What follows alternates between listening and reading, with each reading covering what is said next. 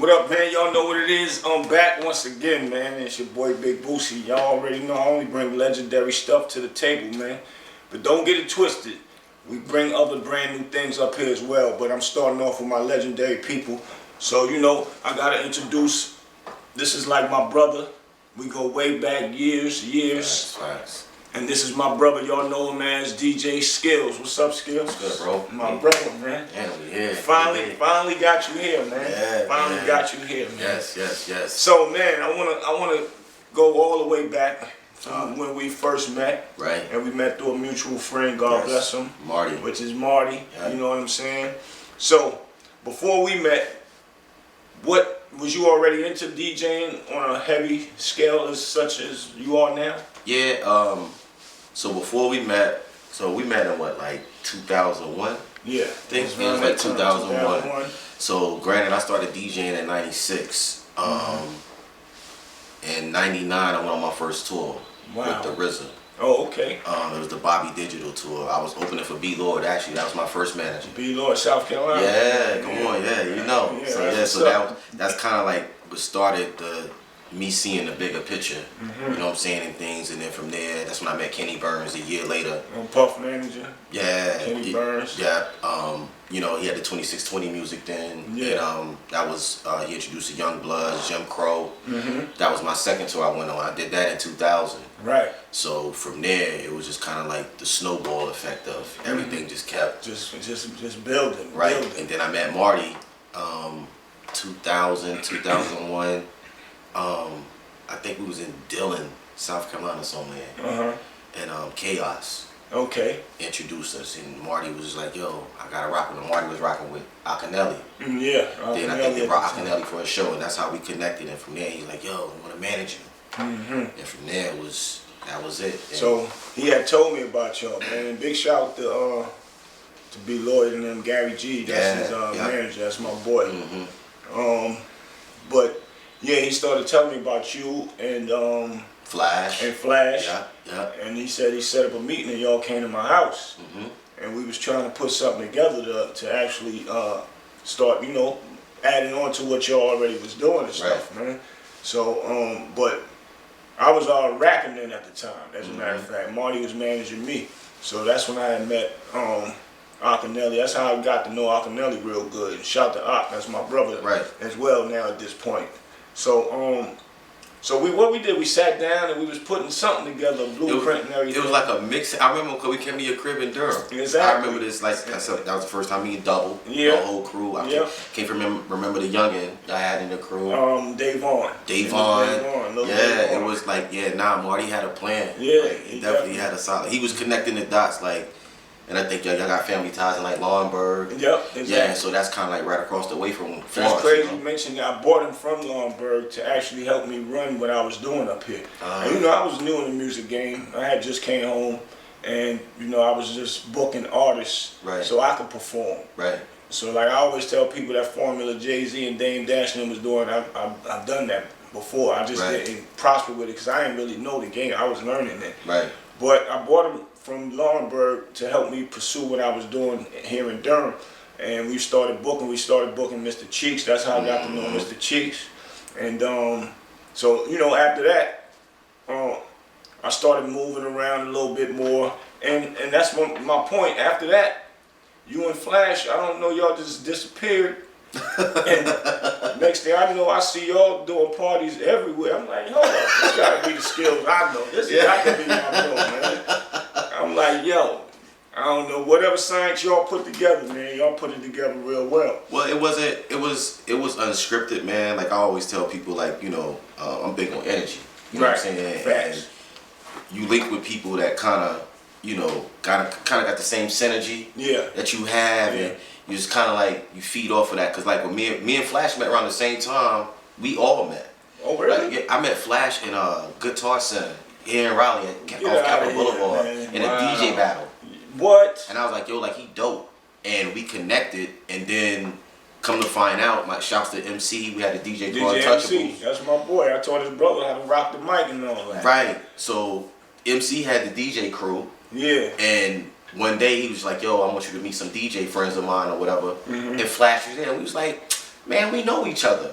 But at this time, you know, Ninth Wonder was working out in the studio. Nobody knew who Justice League. This was all before Justice League, Little Brother blew up. Wow, right. And that's, you know, Flash. Also, all of this was being cultivated all around that time. And that's why you said energy.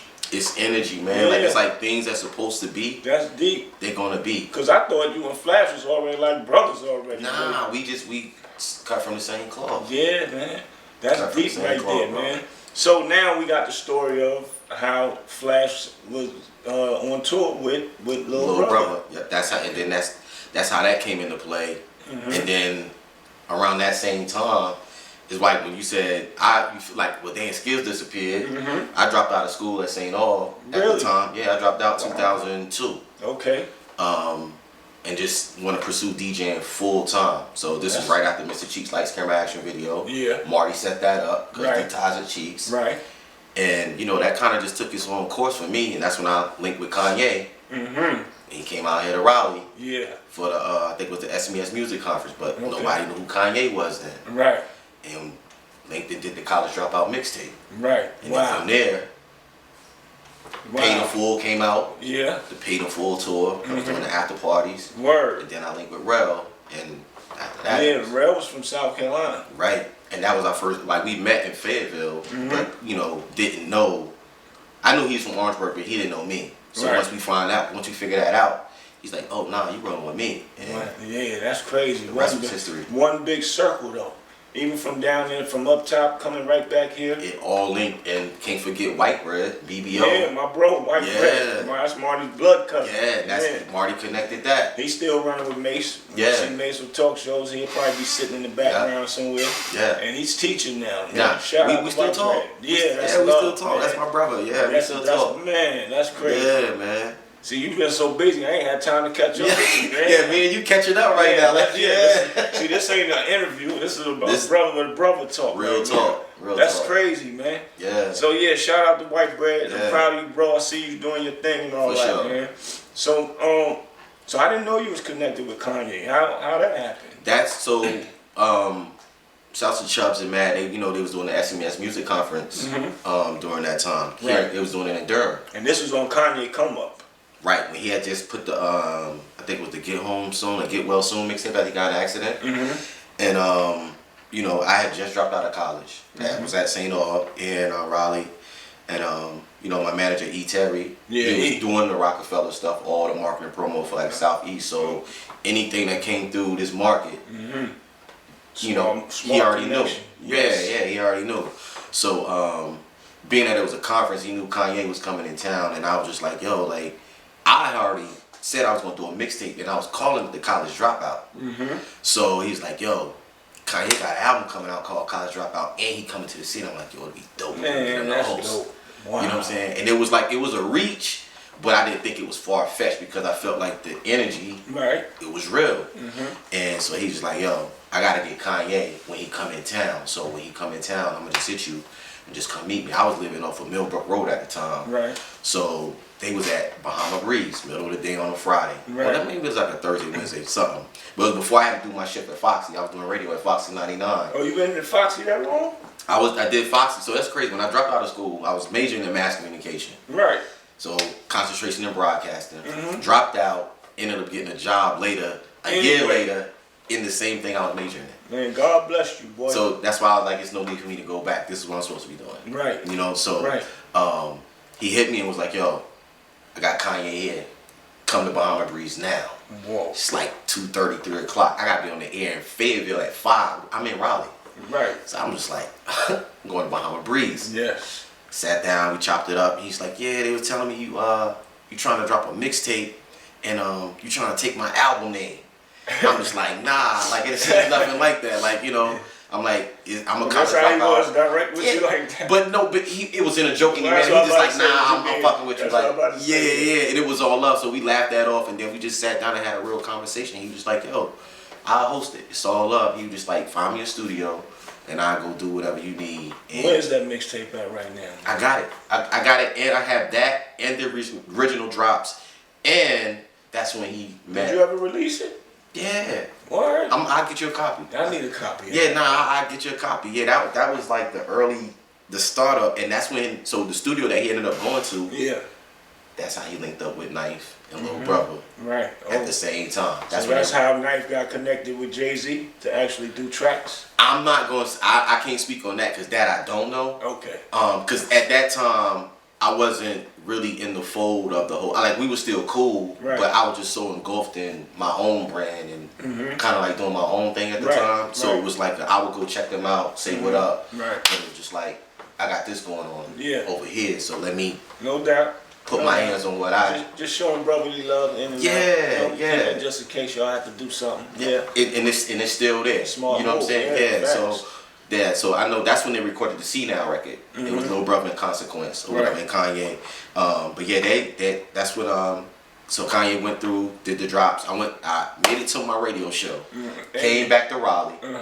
And when I came back, everything was done. He just gave me the disc, and I think that's the same night we ended up going to like the Brothers 3. And I always heard, back then, I met Kanye one time, and this one I had Rick vocals. Rick, he had a song Ghost, right? Ghost, it's on the right. Yeah. I kept thinking this morning, I was like, yo, was the artist named Ghost? I kept remembering Ghost. Yeah, Rick vocals. Yeah. The song was Ghost. I had him signed with Rockefeller. I met him down here at one of my friend's house. Took him to Dame, me and my brother Jay Black took him to Dame and Jay-Z. And Dame fell in love with that song Ghost. Right. And that's the song we did when God bless her, Aaliyah passed away. Right. Dame kept saying the song keep reminding me of Aaliyah. My bro Jay Black said, well, let's bring it to life. Right. And we went and did the video for that. But during all of that, I had him working with Kanye West. Right. And they was calling him the next R. Kelly, which that was when R. Kelly's name was good. Right. And besides that, then. It's a good thing to be compared to, because at the end of the day, he's a genius at music. Anyway, so they was calling next R. Kelly. And then one time, Dame took us to Kanye's house and showed mad love. That's the moral of the story. He always, he's controversial, but he showed mad love. So the way you telling me this, and he was kind of he had a hit record out at the time, right? Yeah, so he did. Sometimes they get that one hit record and get big headed. You know what I'm saying? Yeah. So he came and blessed you like that, man. That's a blessing. Shout out to Kanye, But so after that, you put the joint out. Yeah. And I want to say you did a big leap of faith by not going back to school, man. Nah, big facts. How many people do that, man? Nah, I bet on myself. Yes. I was taught, listen, if nobody else don't believe, bet on yourself. You'll never go wrong, because if anything, you can revert back to your foundation. You know what I'm saying? And you know why I say that? Because DJing ain't promised to a lot of DJs, man.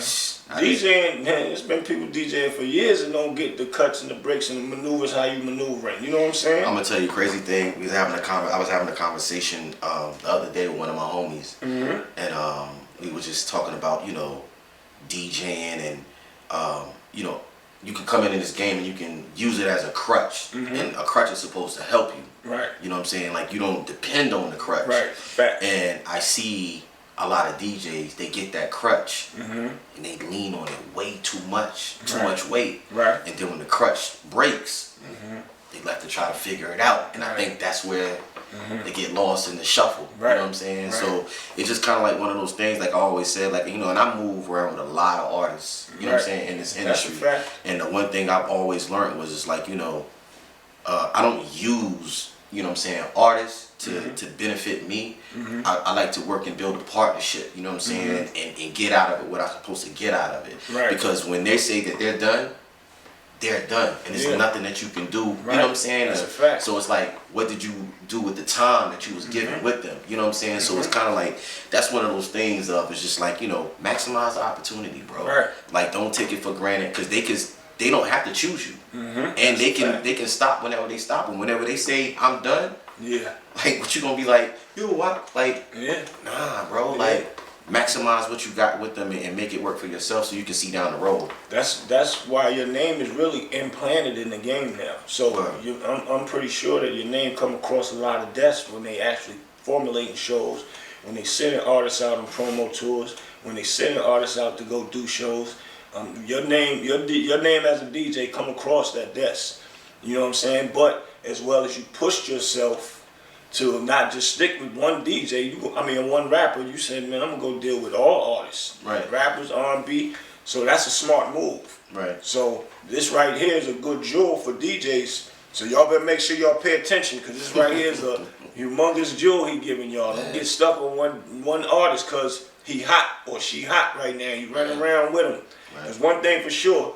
An artist can be hot today and tomorrow he not no more. That's why I say, and if you depending on that, exactly. and that 50 had made a post about that, like, I think it might have been like a month ago. I saw it. He was like, a crutch is only there to help you. That's a fact. That's it. And I'm just like, so I can relate to that, because me as a rapper, I was rapping, I was promoting parties. When I got good at promote parties, I had opportunity and I opened up a club. Right. After I opened up one club, I had another one already. So I did 3 clubs in Durham. right. You know what I'm saying? So after that, I noticed I might as well start me a label. So I never relied on one thing also. Never put yourself in that corner. Never. Yeah. And you must be from Harlem too. I don't know. Listen, I'm gonna tell you something funny, because she's gonna laugh. She's gonna see this interview. So one of my homies that's in South Carolina, she's from Harlem. She grew up during your era, and she just sent me a post this morning because she saw when I was in Atlanta the other night. Yeah. And she's like, yeah, I know that southern up top bop from anywhere, and that was you. She like, you know, Harlem influence you or whatever. And I was like, I'm a southern guy with up top influence, you know. So she got to see this interview. yeah, she gonna see it. Salutes to Harlem. Anybody know Harlem? We known for getting money more than one way. Right. You get money one way, you already off and wrong. Because one thing happened, then you got another thing to fall back on. Right. So a lot of us we work off of teamwork, and I'm big on loyalty. That's why I've always kept a few guys around me. You know what I'm saying? If I can help them, then they can help me. Right. So same thing how you and Flash and you guys did, and that's why y'all successful to this day. Man. Face card, man. Keep your face card good. And that's one thing I definitely learned. Like, once you step outside of South Carolina, South Carolina is South Carolina, you know what that is, you know what I'm saying? It's the same thing as North Carolina, but once you step out in the industry and you start moving around with different people, you start to realize and understand that certain things are important, you know what I'm saying? And you're only good as your word. That's a fact. You know, and like, once I start moving around with Rel would pour a lot of stuff into me. He was an R&B singer, but it was just like we saying, having real conversations, real talk. Marty, you know what I'm saying? Even when coming to meet you, like, it was just certain principles, you know what I'm saying? Facts. And it's certain things that I don't care how much money you got, how big, how many houses, cars. That's a fact. None of that matters if your face card ain't good. That's a fact. Because you got to be able to walk into any room, and I can say, like, that's worth more than anything. Being able to walk into a room and be yourself, and people accept that, bro, that's priceless. Because, plenty of people will tell you, a lot of people can't walk into them rooms. I see it. Yeah. I see it until this day. Yeah. Like, you're not being embraced. Like, I'm like, I don't never want to know what that feels like, bro. See, you might be labeled as a grind ball with money, listen, a slickster with money, and you don't want them names when it comes to dealing with people that's getting money and got money and that can pull a string for you. Because now they don't want to pull the string for you because you're known for having that caliber of a name. So that's a fact, man. That black cloud is real. That black cloud is real, brother. And that's why I always create my own lane so I don't have to ask nobody for something. Facts. And if I do have to ask somebody for something, they're going to know, well, he must really need it because they don't ask. And it's just something to build me or build another person. You know what I'm saying? Other than that, yeah. So give me, how long you been doing radio now, and what's the perks of radio? What's your biggest artist that you met that you really wanted to meet once you started doing radio and this is definitely what I'm supposed to do? Well, radio, I didn't really I met artists passing through radio. Right. You know what I'm saying? Like, everything Rockefeller during that time. You know what I'm saying? Because after that Rockefeller era. When Rockefeller ended, I left North Carolina. And I went to Atlanta. And after that, I stopped doing radio in the studio. The game started to change a little bit. You can work from wherever you at. You can work wherever you at, home. So I was doing all my mixes from the crib. Wow. So I never really had to be in the studio anymore after that. Wow. You know what I'm saying? Yes. So that, I didn't really I started meeting artists from the party scene. So that's when the party thing just started really. That was always my niche. But like once I left North Carolina, and I always say this, like, you know, that whole era, me being here in North Carolina set me up for a lot. Because granted, you was here, and that 2000, some people say like before 2000, but I wasn't in the scene then in North Carolina. Right. But from 2000 to 2005, Raleigh, Greensboro, Charlotte was popping. Yes. Like on a whole nother level. Rocket ship pop. Man, listen, anything that was moving in the industry had to come through here. That's a fact. It had to come through here. CIAA was man, listen, that's when CIAA was here. Yes. You know what I'm saying? It wasn't at the magnitude that it was in Charlotte at that time. You know what I'm saying? But it was still making noise. It started in Durham. They moved it from Durham to Raleigh, and then Raleigh to Charlotte. Yep. Yep. And that's when it was really crazy. Now it's in what, Baltimore? Yes, in Baltimore. Maryland. You know, I can hear about it, but lightly, like not like before.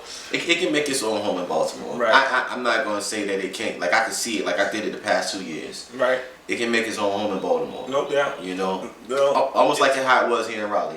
Well, I'm waiting to hear it because I've been hearing like a few people said they was there. Right. Then you got to figure the bike rally. Beach times. Yeah. So all of that. Yeah. All that was taking us. Yeah. So all of that kind of just set the stage from even like my first 2 tours that I went on.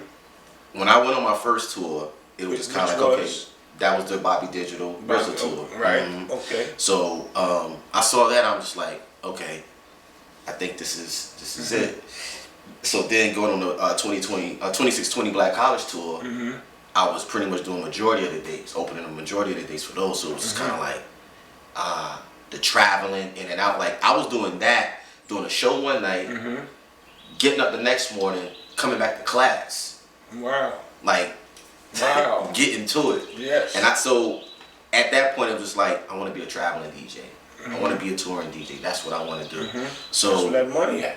Yeah, and I saw it firsthand. Yes. But, you know, while I'm here, I still had to make money. So, you know, I was doing the college circuit real heavy, but that introduced me to other genres of music, different demographics of people, and just embracing hip-hop and culture from a totally different standpoint coming from Florence, South Carolina. Right. You know what I'm saying? So, from there, it was just kind of like one thing just kept leading to the next. And like I said, once I dropped out of college and, you know, pursued DJing full time, it was just like falling in the lap of everything, moving from Rockefeller, coming through North Carolina, being a part of that. Right. It just kind of like, all right, set me up on stages. Now I'm on first name basis with the Kanyes and the Rels and the, you know, Kenny Burns, even though like we rekindled our relationship after he came back in with rock music. Okay. You know what I'm saying? But it was just kind of like putting me back in that fold. So it was, everything just kept elevating. So then when the Rockefeller thing folded, and I think Rel album was just about to drop. Yeah. This is 2004. Yeah.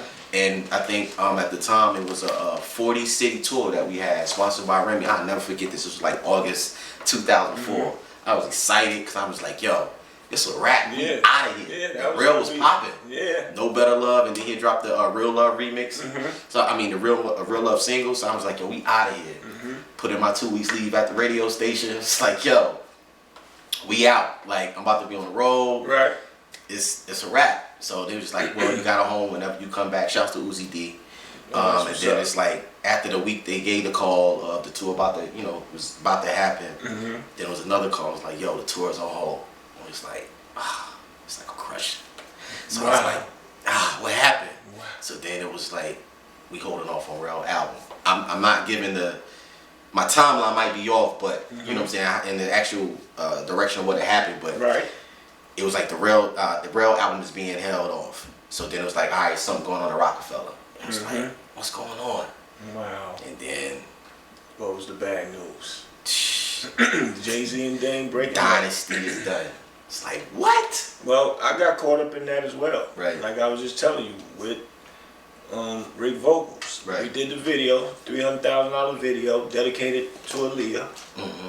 And once that record would have dropped, he would have been one of the biggest R&B artists from North Carolina. Right. On a worldwide scale. And it was scheduled to come out after that Master P and Cameron About It video. Yeah. And something, so during that switch, and everything that was going on, and we got caught up in that as well. And then, you know, once the breakup happened, we were still trying to figure if being a Dame was our people, right, if we was gonna continue on with. Everybody was trying to figure out what side it was going on. I remember, yeah, everybody trying to, I'm going with Jay, I'm going with Dame. Exactly. Yep. And so we just got caught up in that, and I think Dame left.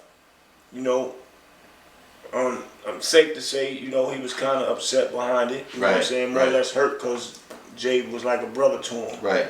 You know what I'm saying? So he left and went to China and opened up some art galleries. That's when everybody was talking about Dame Dash broke Dame.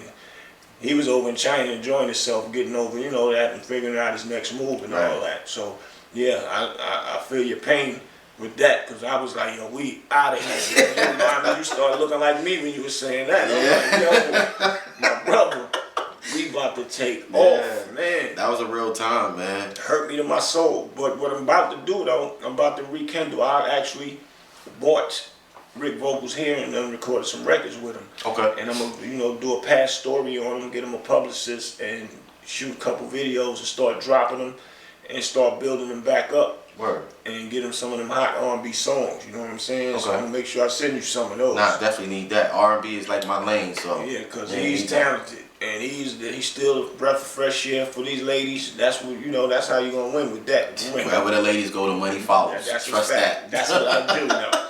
So yeah, so I'm getting them back and going to get his story together, man. But Word. Yeah, that's crazy. I forgot. I didn't know you and Rel was that tight, but I knew you knew Rel and did some work. I didn't know. That's how we connected. Like we connected on his radio run that he was doing. Right. I don't know if it was him and Alan Anthony doing a run. Right. At that time, and they came through Fayetteville. I don't think Real Love was out yet, but I think it was off of Young Guns No Better Love. He was doing a promo run, and that's how we connected. And like I said, when we connected there at the radio station, we just had a conversation for like 30 minutes. Right. Then I'm like, yo, I know you from Orangeburg. I'm like, you know I'm from Florence, right? And he was just like, say word. I'm like, yeah, I'm from Florence. And he just like, yo, and he was actually at the radio station when I was doing my show. Yeah. So he was there when I was mixing live. He's like, yo, you from the crib? He's like, you rolling with me. No doubt. And that's why I said it was a wrap after that. So, you know, after the whole Rockefeller thing, I moved to Atlanta. Betting on myself again. Right. 2005, January 2005. So you just jumped and said, I'm going to Atlanta. Yeah, well, E was already down there in Atlanta. E had moved to Atlanta. Where he at? E still there now? Nah, he's here. He's here in Raleigh. Yeah, he's going back and forth. What up, big shout. E. Yeah, that's Terry. my bro right there. Yeah. I don't care where he see me. Yeah, he put me in your clip. Yeah. That's my bro. Man. Yeah, E's still moving, man. And it's crazy because E was in Atlanta since like 2003 and nobody knew. Right, I didn't know.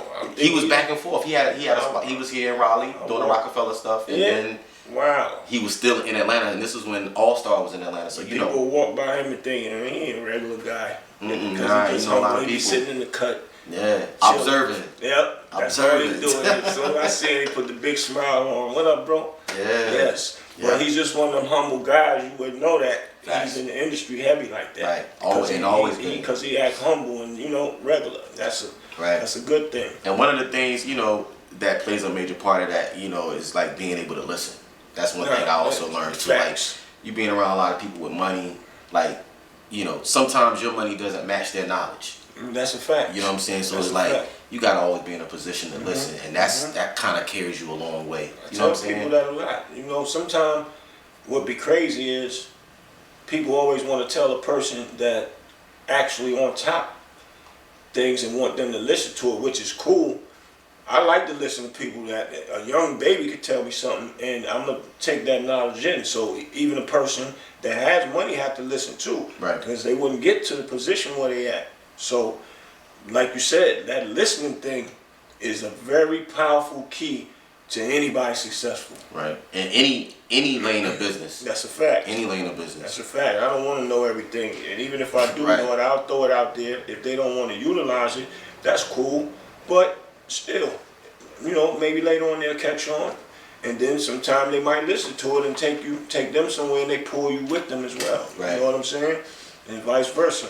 So yeah, that listening thing right there is a very powerful tool. You got 2 ears and 1 mouth, man. Do more listening than talking. That must be a Harlem thing, because Doug tells me, Dougie Fresh, he tells me the same thing. That's a fact. And that's kind of like how we ended up connecting, like, yeah, I know you done did many shows. 7 years ago. Yeah, well, we used to always get booked together. Right, okay. Like, since like 2008, 2009. Right. Always used to just put us on the same bill. Right. And we didn't really, like, I never really sat and had a conversation with Doug until like, maybe it was like 2015. Right. And a couple of people was kind of giving me a heads up and was like, yo, Doug asking about you. You know, I'm just like, all right, you know, I don't know what it's about, but I'm still working.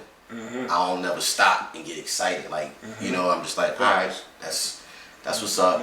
When the conversation comes, I had a conversation, I'm going to get back in my car and keep it moving. Right. You know? Facts. But when we had the conversation, it was just kind of like, it's almost a conversation like this. You know, but it was like to know Doug, you know how these conversations go. Like, so what it is that you, what it is you're trying to do, you know, telling him everything. Then Doug would have his spill on, all right, well, you know, when I was in this situation and I saw this, and he's giving you scenarios, right. You know, and I think at that time, I think it might have been like Diddy's party or something in Cali, and D Nice had DJed, and he was kind of telling me the whole breakdown of the party, how it went, how some things he may have wanted to see a little bit different, right? And it was like, you know, and it's lessons.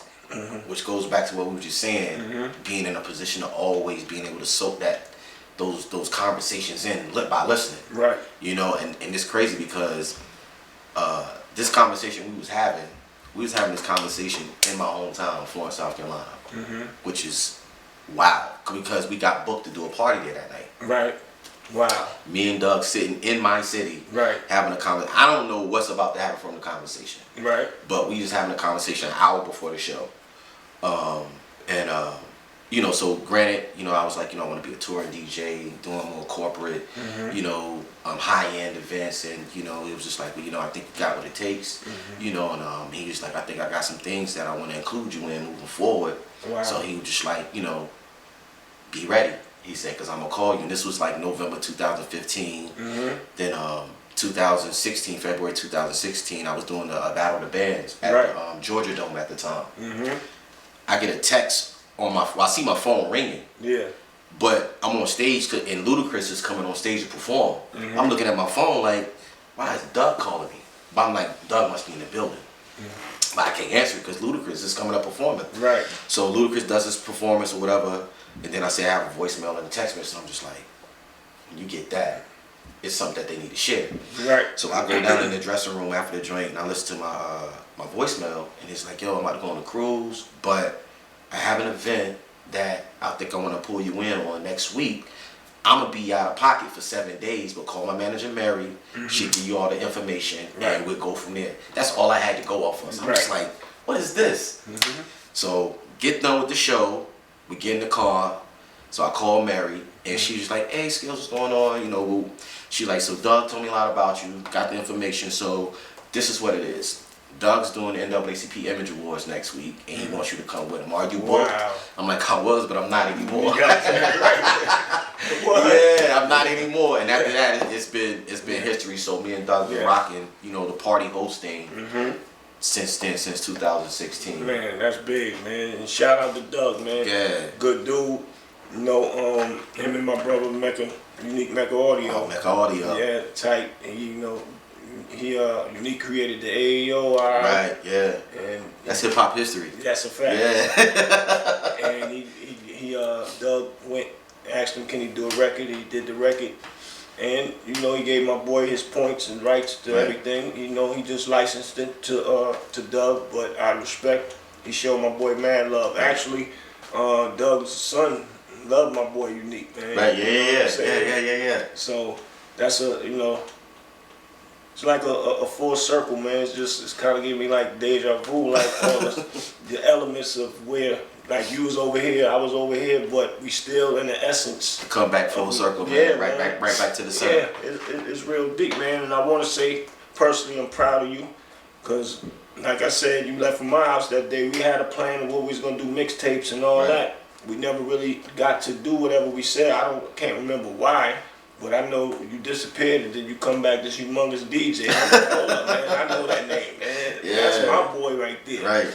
So I'm very, very proud of you. And yo, it's like I said, it's hard to take a leap of faith being a DJ, and you did that, and you kind of like you nailed that, man. So I gotta give you your flowers now. You, bro. So which other artists do you really want to work with? Stevie Wonder, man. Stevie Wonder. Stevie, you already know this. Yeah, listen, so then did parts of Jay-Z, Diddy, Angela Simmons, Terrence J, Kevin, you name them, Run DMC, Shaka Khan, you name them. Stevie is on my bucket list, bro. That's what's up, man. I do a party with Stevie Wonder. I ain't gonna say I can retire, but I can retire. I can be done. Stevie Wonder. That's probably like the only person that I have not done. Like I just know, like from a musical standpoint, like that'd be a night. That'd be a moment. That'd be big, man. Yeah, that's big. Man. Stevie Wonder on your list? Well, your list already is immaculate. So that's why I say, man, like it's not. I'm a musical guy. You know what I'm saying? So it's just kind of like you know, going out with Doug is like it's an experience. You know what I'm saying? And it's kind of like you said, like sitting down, soaking up all the knowledge, and then you know, always being in a place to want to learn and grow. Like you said, you'll never want to be to the point where I know it all. You know, and Doug, like even with him being who he is in the game, he's still like how you said, he'll listen to somebody younger because it's like I can take something from what they're telling me to help me grow in another area of my life or in business or, you know what I'm saying, whatever. And I kind of take those jewels and I apply them to my life, you know what I'm saying? So like being able to want to open up that palette more and like I said, from a musical standpoint, think of somebody like Stevie Wonder and me knowing how I like to get down from a musical standpoint when it comes to DJing. Right. I'm just like, I know what me and Doug do, but I'm just kind of like, if I get with somebody and just do an event with Stevie Wonder, like, man, listen, that's gonna be bananas, man. It's like we're going to a whole nother planet. Yeah, that's a fact. Yeah, man. So Doug is a vibe within itself, man. That's what I'm saying. Like it's kind of that's like for me. I'm not gonna say it was the introduction, but it's kind of like that was the breaking me out of my shell of what I already know that I'm capable of doing. But it's kind of like now I'm rocking with somebody that puts me on Front Street to allow me to. You know about Doug, man. I mean to cut you off. No, you go. I watched him from being no name person to just doing a beatbox for the first time introduced to the world. He used to come to this nightclub called Broadway International, right up the street from my house. Like literally, you could walk from that club to my house 10 minutes, down the hill, up the hill. We used to, me and my brother used to sneak out the house, leave the door open when my mom and pop go to sleep to think we grown. No, we can't come outside to be with the big boys that moms let them hang out. My peers, we up in there. Doug Fresh coming there. He used to come in there. And I think back then the floors used to light up. He'll know what you're talking about, but he started doing the beatbox and he used to put it to his neck and all that. And it was like, whoa, like wow. He had the crowd rocking. I never seen him not rock a crowd, right? So as time go on, he would come in and rock little dates here and there and rap and all that. Next day I know he got an album out, a single. After that, that's when this is called The Show. That song took off, and he ain't never looked back. He never looked back when he started before nobody knew his name, and he named himself. So I'm saying that to say, to me, he got a halo over his head from all the way up to now. You know what I'm saying?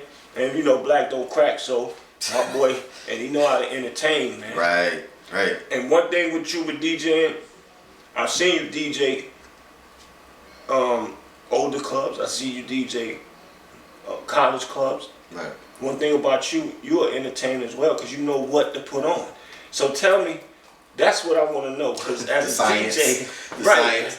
Now this, this right here, the part of the interview where it might get cut off because the pay-per-view joint might flash across the bottom, like I gotta pay for this information. You know? Yeah, because that ain't easy. Yeah, this is not. So for me, rocking a crowd, it is a science behind it. That's a fact. So I'm gonna tell you, one of the craziest things. I've never had nobody tell me this, but you have to be paying attention to actually get it. So I did an event, and I was actually here in Raleigh like 2 months ago. And it was a matter of fact, it was a Jack and Jill gala I did. A gala. You know, they was suited and booted, but they came to party. Right. Female came up to me after the party, and she was just like, yo, I sat back and I analyzed everything you did. She said everything you did was like a climax. Yes. It was like, oh, this is what you're doing here? Okay, if that's how y'all reacted, I'm gonna take y'all here, but y'all don't know what I'm about to do next. Right. And I'm just like you work in psychology or something? Right. And she was like, yeah, I do. She like, I study people's emotions. Yeah. She said, we play from an emotional standpoint. Yeah. I do. My parties, like my whole thing is about feeling. Facts. It's a vibe. So when I say curate adult vibes, that's what I mean. Like people throw that word vibes real loosely. And I'm just like, nah, like the party is a vibe. Like it's a feeling. You're not just supposed to be there. Nah, you be there in the moment. That's a fact. And whatever's outside those doors, it doesn't matter. It's about what's going on inside. So every time I play, no matter the age demographic, I'm trying to get some kind of feeling out of you. So like, you know, already have your records already lined up for the party? Nah, like, so it's a thing, like I have a skeleton. I know certain songs I know I'm gonna play, and that's like my skeleton. Okay. But that just gives me, it's almost like you got a map, right? And then it's road construction, so you gotta take a detour here, but you give yourself room to make necessary moves and audibles if you got to. Like, oh, if y'all opening this, let me open this pocket up and see if y'all gonna tap into this. Yeah. And if y'all don't, all right, I can go back to my skeleton and get back on program, but I don't lose y'all. Right. You know what I'm saying? Right. It's a lot of a lot of thought, and a lot of people think DJing parties. And I used to say this back in the day. You know, 90s and 2000s, early 2000s, it was you had mix show DJs, you had mixtape DJs, you had party DJs. But then you had to be great in all of those areas. Now, it's not a thing. You know what I'm saying? So a lot of people DJ now, and they think that they can DJ, and it was tour DJ, and then too. Just because you're a tour DJ doesn't mean you're a good party DJ. Just because you're a good party DJ don't mean you're a good mixtape DJ. Just because you're a good mixtape DJ don't mean you're a good radio DJ. You know what I'm saying? Yeah, and so it's just one of those things of just kind of like, you know, knowing how to get that reaction, you know what I'm saying, from the crowd, from the people. That's kind of like my thing. I get a rush. I get a rush off that shit. Yeah, it's like rocking the mic in a sense. Man, listen, when you get that reaction from people, like it's a whole nother, like when I really tapped into it, it might have been we was in Charlotte and I was doing Anthony Hamilton's Grammy party. And I don't know this woman from a can of paint. Right. But they came to the Anthony Hamilton party, and then the next night we did, it was like a finale party that we did. But they came up to the stage and was like, yo, we want to meet you, you know, and just say thank you for a great night last night. Wow. I think they came from like DC or somewhere. But they was like, we enjoyed ourselves so much last night. Yeah. We was like, where is he at tomorrow? So I'm just like, all right, appreciate it. I'm moving off. And then she was like, well, no, I have something else I need to tell you. Like, my friend is here, but she's embarrassed. I'm just like, all right, I don't know what this is, but crazy enough, I don't know who was holding the camera, but my people was recording it. So I got the video clip. Yeah. So she grabbed the girl up and was like, you know, well, she's not going to tell you, but she's like, you did a crazy, like, reggae set last night. And she said, you made my friend have an orgasm while she was in the club. And I'm just like, wow, was she dancing with somebody? Right. Like, cause that's unheard of to me at that time, you know? Yeah. She was just like, no, she was just caught up in what she was playing. Damn, and she was in the zone. And at that time, I didn't know that, like, music and how I put music and songs together could be so powerful. You know what I'm saying? Right. But after that, it kind of sat me, and I'm just like, that's some powerful shit. Yeah, like, you know? And you know, girls dance real sexual to Jamaican music anyway, so maybe that's the zone she was in. She was white. Can I put the cherry on it? Like, she was white. But I guess she learned wow. It threw me for a loop, but you know, like I said, like after that, it was just kind of like I was already doing it without thought. Right, fact. That's how I always played without thought. But you rocking though, and she's feeling that everything you dropping. Right. hit after hit. And that's, and you know, like I said, after that, you know, it was just kind of like, that's my secret sauce. That's it. So, you know, even if you're telling it, there ain't nobody still gonna be able they're not, because it's like a it's a method to your madness. That's you know a what fact. I'm saying? Like, so it's kind of nobody like, can't just duplicate that, man. Right. At all. They would really have to follow you around. If they don't know you and they heard of you, they have to follow you around to each joint till they actually get that. Right. So just telling it to them, they're not gonna get They're that. not. Yeah, they're not. I know about DJing. Right. I used to DJ before I was rapping. Right. Back in the day. God bless my boy Grand Shaka taught me how to DJ.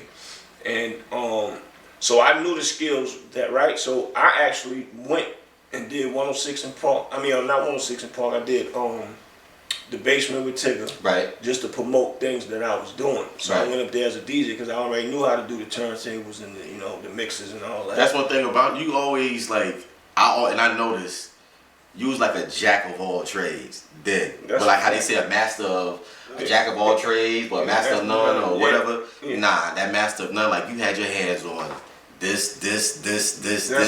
So it's like you could never pinpoint. It's like, yo, like, so what is it exactly that he does? Everybody asks me. Yeah, I never try to overthink it because to me I'm just like, he's a hustler. He get to it. Like he don't mind work. He don't mind working. Nah, you know not at all. I gotta go get it, man. Yeah. And if I have somebody that can help me do it, so be it. Just like my boy Jax right here, man. Right. We started this from scratch, and he be up early in the morning like he getting paid $50,000 a month or something. Hustle. In real life. Yeah. So you know, with a person like that, I can't stop. Right. So I did 106. No, I didn't keep saying 106. I did the basement right. with Tigger once with the game. Was up there with Super Bowl weekend. I got to meet the game. He actually did some drops for me. That's when I was promoting my plugged in DVD at the time. Dang, yeah, plugged in. Yes. So Dang. I was promoting that. So I went up there as a DJ to push that. And right. the game did some drops for me. And then I went up there another time with me and SNS, DJ SNS. That's my brother. Shout out to S. I already That's my know. brother, man. That's my brother, S. Childhood doing house parties, man. So he the one plugged me with the plug to start getting up there. So big shout out to S. I appreciated that, bro. And but yeah, so I understand the demographic of knowing how to drop that because I did a few parties with some DJs, but I didn't do the whole set. You know what I'm saying? And I really didn't have a formula. I just was dropping records that I know was hot. Right. And I was just doing it at the time and really sparring, you know what I'm saying? Right. So that's how I know the essence of what you do ain't easy. So anybody think that they're gonna duplicate that and that is real easy or something, that's a no-no. Yeah, it's a method to the madness, man. It's like a certain thought process and a certain type of zone. Right, that's you know a what I'm fact. saying, that you gotta be in, like, you know, like I'm doing like spot dates on a new edition tour now. Okay. So like imagine you going into an arena playing for 20,000 people. Right. I only got a 15-minute set. Right. You know what I'm saying? But you might have some people like, all right, I'm gonna go out here and play in front of these 15,000. I'm gonna just play off the cuff and I'm just play whatever. It's like, all right, you gotta. It's like touring and clubbing. It's different. Right. You get that energy. Yes, that's a fact. In 15 minutes, I might play 30 songs. That's a raw energy right there. Yeah, you know, and it's like in those 30 songs are not gonna feel like I cut them off too soon because it was just the vibe and the energy of just how everything was laid out. But it's just like that method to that madness. But then I come back and do a party. I might start off playing samples or something just to get the people, you know, engaged or like oh shit moments, and you know, then give them something they familiar with, and then it's like it's levels. Yeah, man. The more they go, the more they hyping you up anyway. Yeah, listen, yeah. That's another thing. And they can keep going. They throwing the energy back at you. Y'all playing tennis with each other. That's all it is. That's all it is. Man, that's hot, man. Yeah, man. So when was that first rush when you was like, man, this is it? Wow. The first big rush when you know you had the crowd jumping. Funny enough, and we're here in Raleigh. Right. It was here. Wow. You probably remember this night too. It was 2001. Granted, you know, I was doing parties and all of that and like the tour, but like this one party in particular was it for me. Nelly Destiny Child's, right? Wow, I think I remember Nelly. Everybody was at Silver's. Yeah, that's a fact. We was doing the after parties for those joints for the tour. Yeah. And I ended up doing the main set that night. But that was like my my breakout night in Raleigh. Wow. Everybody knew after that night. I think that's what kind of changed everything for me in the Raleigh market. Because before then, I was trying to, you know, get on joints here in Raleigh, you know, but it was like, you from South Carolina. Being from South Carolina, it's a pro and a con, but I'm a type of person that like getting out the mud. Like, I don't like no handouts, so everything. Sleep on South Carolina now. We got some heavy hitters out there. You got B-Lloyd, Kill the Radio, Kill Party shows. You got to look at Charlemagne the God. South Carolina. Big, South Carolina. Colbert. Yeah, it's like we South Carolina, we heavy. You know what I'm saying? So it's just kind of like one of those things of, and I take it in stride, because even when I went to Atlanta, I got the same thing with my guy Jay Carter. You know, first thing he said to me was, and he rolled tight with Kenny Burns, and that's why I was when I first moved to Atlanta. Right. And we was trying. Jay Carter had a dope party going on in the city, and he's just like, what a guy from South Carolina knows about playing a party, like with like just multiple genres of music. Right. And I'm just like, put me in your rotation and I'll show you. Yeah. Ever since that day, I opened up the first night. Yeah. And that night, nobody went downstairs to his main level. And after that night, I've never opened up for any of his events. I was always like a headline, a main feature, even on this one music festival concert, the festival he does in Atlanta. Yeah. I have like, they give me my sets. Yeah, you showed them what South Carolina can do. So, you know, it's just one of those things. But yeah, that particular night, it was Raleigh at Silver's, a Nelly Destiny Child after party. Nelly was there, Eve. I think Destiny Child was just about to walk in. Everything Rockefeller was blazing hotter than hot at that time. I think this was Blueprint. Yeah. And I just ran through a crazy Rockefeller set, and the club went nuts. Fights broke out. Wow. Joint got shut, and Destiny Child was outside getting ready to walk in. Then this room, they had the side room. Yeah. I think they were about to walk in the side room, and everything just went haywire. Wow. And the party got shut down. But after that night, that was a rush that I've never felt. And I mean, you talking about like 1,500 people in a venue. Silver's was huge. Yeah. You remember? Yeah. So it was like, after that night, that was that rush. And after that, I'm just like, oh man, this just keeps getting. That's what it is. Keep getting better. But before then, you know, I was doing the parties in Greensboro. I was traveling from Raleigh to Greensboro every Thursday. That's what kind of kept me afloat from '99 to that moment. I had bought when Jay-Z was on tour, him and well, he was on tour, and MC had his club. DJ MC had his club out there around that time, Lotus. Yeah. He let me get the club. I did an after party and bought Jay-Z out there that night, and Beyonce was with him. Right. And that was a beautiful night. Down there. Have you ever worked at Lotus with him? Yeah. Okay. MC brought me. I think they had a comedy show, and this is crazy because I had just got my wisdom teeth pulled out. And I was unsure if I was gonna be able to make the party because my joint was jammed up. You know, and Cedric the Entertainer ended up coming through the spot that night. I still rocked out with gauze in my joint. My boy, go get a thoroughbred. Yeah, I went through it, and that was my first night doing Lotus. And I think I got video footage that might be on my YouTube page actually. Wow, that's big. Yeah, that's like playing football. You injured, man. I'm still getting on the field. Listen, if I'm good enough to where I can perform at least 80%, I'll make my 80 feel like at least a 98. No doubt. You know what I'm saying? So knock it down. Right now, I'm up here doing it. I got allergies, and then pollen killing it. That's what North Carolina does. That allergy, man. The show here must go on. Right, absolutely. You know what I'm saying? So that's a fact with that. So when you and Skillz, y'all last did something together. Mad Skillz? I meant Skillz, excuse me, on Flash. We haven't collaborated on a mixtape or anything in a minute. That's my bro. We still talk. I just saw Flash last night. Right. He came in town for the Dream. That's what I said. He live out of town now. Yeah. He bumped into me at Love's one night. Told me he was back out here.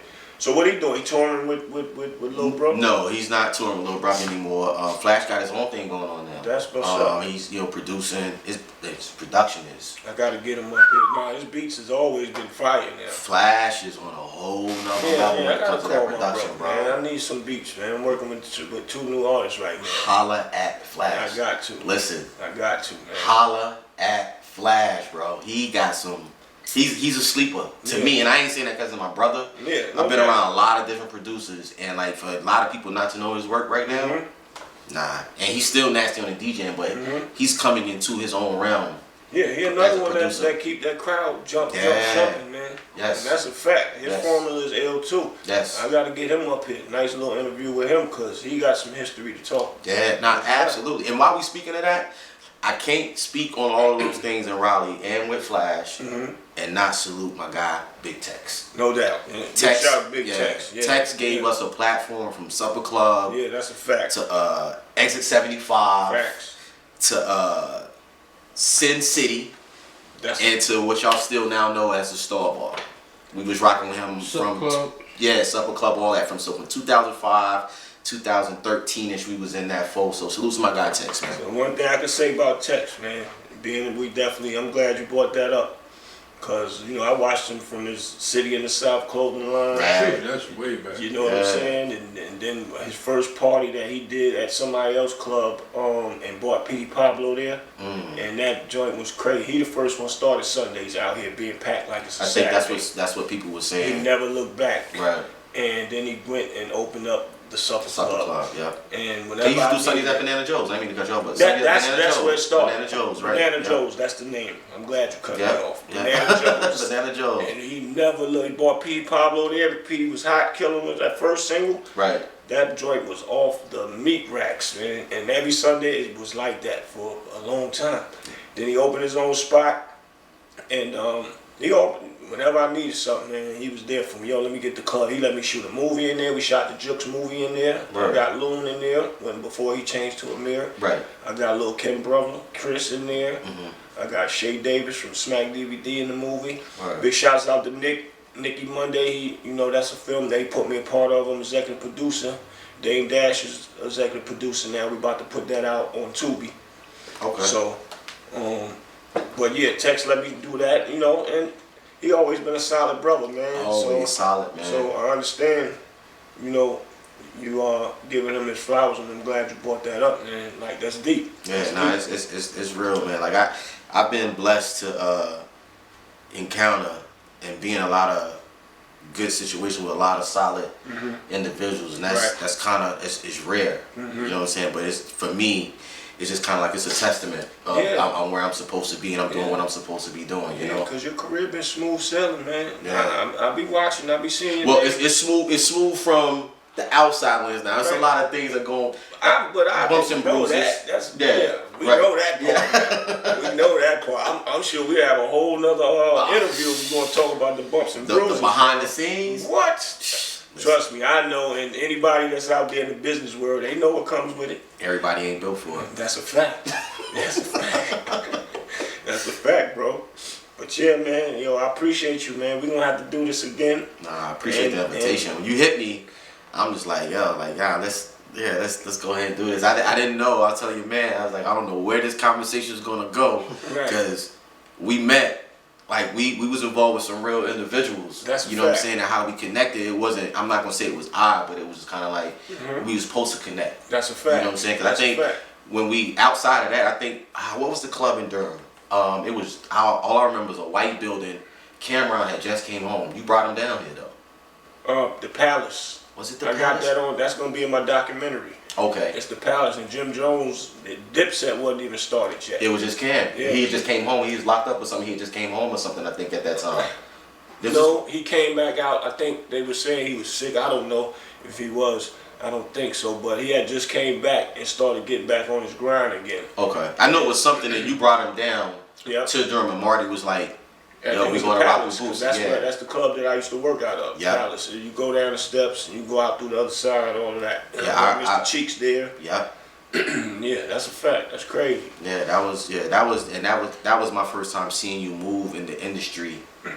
Like, you know what I'm saying? So yeah, that's like I said, it's a blessing for me. Yeah, you know what I'm saying? And when you called and reached out, I'm just like, me and you never really had in-depth conversations. You know what I'm saying? A lot of stuff don't have to be spoke on because it's real. You know what I'm saying? So like we ain't gotta elaborate on that, but this was love. And I didn't, normally I write down a few things when and what I want to interview a person for. I didn't have to do that with you, right? Because I kind of already knew we was gonna have one. Like you said, we didn't have in-depth conversations, right? But when you just know, what's real is what's real. Facts. So I just was going off of what was real. and I wanted it to flow genuinely, just how it did. Nah, it did that. Yes, sir. That's a fact.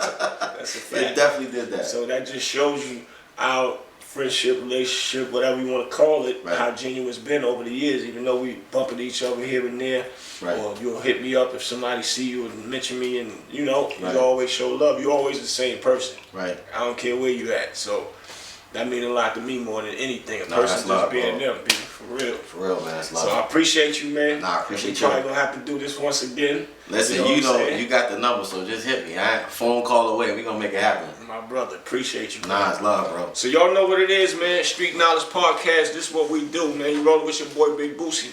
I'm only gonna bring y'all things that's legendary, the real. Things that's necessary, and like my brother just said, the real, man. So I'm signing out. I see y'all. Make sure y'all subscribe, share, and hit that notification button, man. And we'll see y'all on the next one. Take us out, Jax.